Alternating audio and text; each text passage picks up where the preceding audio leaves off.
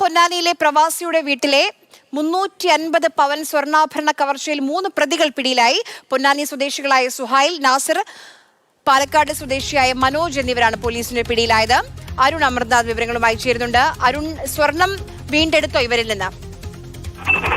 അതായത് കഴിഞ്ഞ വിഷു ദിനത്തിൽ ഏപ്രിൽ 13-നാണ് ഞെട്ടിക്കുന്ന കവർച്ച നടന്നത്. 350 പവൻ സ്വർണമായിരുന്നു ഈ പൊന്നാനിയിലെ രാജീവിന്റെ വീട്ടിൽ നിന്ന് കവർന്നത്.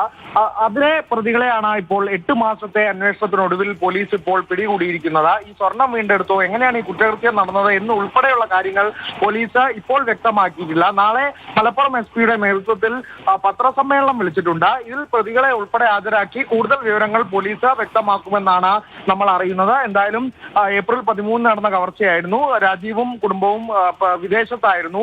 വീട്ടിലെത്തിയ ജോലിക്കാരിയാണ് ആദ്യം ഈ കവർച്ച നടന്ന വിവരം കാണുന്നത്. പിന്നീട് പോലീസിനെ വിവരം അറിയിക്കുകയായിരുന്നു. അന്ന് തൊട്ട് തുടങ്ങിയ പോലീസിന്റെ അന്വേഷണം എന്തായാലും കൃത്യം നടന്നത് എങ്ങനെ ഉൾപ്പെടെയുള്ള കാര്യങ്ങൾ എന്തായാലും വ്യക്തമാവേണ്ടിയിരിക്കുന്നു. പ്രതികളെ 8 മാസത്തിനൊടുവിൽ പോലീസ് പിടികൂടിയിരിക്കുന്നു എന്നുള്ളതാണ് ഇപ്പോൾ നമുക്ക് പുറത്തു വരുന്ന വിവരം.